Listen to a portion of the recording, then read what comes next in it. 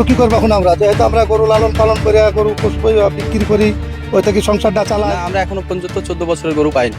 উত্তর 24 পরগনার মিনাখা বিধানসভা এলাকার লাউগাছি ঘোষপাড়ায় রাজ্যে 1950 সালের গো হত্যা নিষিদ্ধ আইন কঠোরভাবে কার্যকর হওয়ার পর গভীর সংকটে পড়েছেন স্থানীয় গো ব্যবসায়ী ও খাটাল ব্যবসায়ীরা।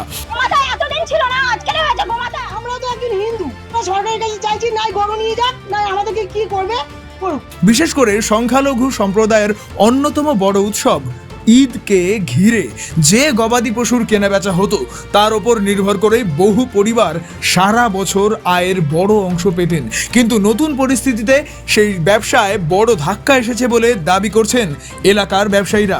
আমাদের এই গরু বাছুর বিক্রি হচ্ছে না, এই সরকার এসে। মুখ্যমন্ত্রীকে শুভেন্দু অধিকারীকে বারবার হাত জোর করে বলছি যে আমাদের কোনো একটা প্রতিষ্ঠান করুন, আমাদের এই এত টাকা 16-17 লাখ টাকা দেনা করে ফেলেছি, আমরা কি করব সেইটা তুমি বলে দিই। স্থানীয় খাটাল মালিকদের বক্তব্য, তারা বহু মানুষ ব্যাংক ও মহাজনের কাছ থেকে লক্ষ লক্ষ টাকার ঋণ নিয়ে গরু পালন করেছেন, কিন্তু বর্তমানে গবাদি পশু বিক্রির বাজার কার্যত স্থবির হয়ে পড়ায় তারা চরম আর্থিক অনিশ্চয়তার মুখে দাঁড়িয়েছেন। যারা গো ব্যবসায়ী রয়েছে, সাধারণ যারা ঘোষরা রয়েছে, যারা গরু পালন করে থাকে, তাদের পরিশেষে একটাই দাবি রয়েছে, যাতে সরকার এই যে গরুগুলো রয়েছে অবিলম্বে বিক্রি করার যে ব্যবস্থা সেই ব্যবস্থা করুক, না হলে তারা যে ব্যাংক থেকে লোন নিয়েছে লাখ লাখ টাকা, সেই লোনগুলো সরকার শুধিয়ে দিক, কিংবা সরকারি যে গোশালাগুলো রয়েছে সেই গোশালায় সরকার এই গরুগুলো নিয়ে যাক বলে এই সাধারণ যারা গো ব্যবসায়ীরা রয়েছেন, গরু পালন করছেন, তারা এমনটাই জানাচ্ছেন।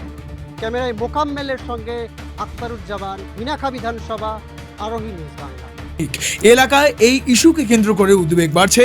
বহু পরিবার এখন সরকারের হস্তক্ষেপের অপেক্ষায় দিন গুনছেন। ব্যবসায়ীদের বক্তব্য, দ্রুত কোনো সমাধান না এলে আগামী দিনে তাদের জীবন জীবিকা সম্পূর্ণরূপে ভেঙে পড়ার আশঙ্কা রয়েছে।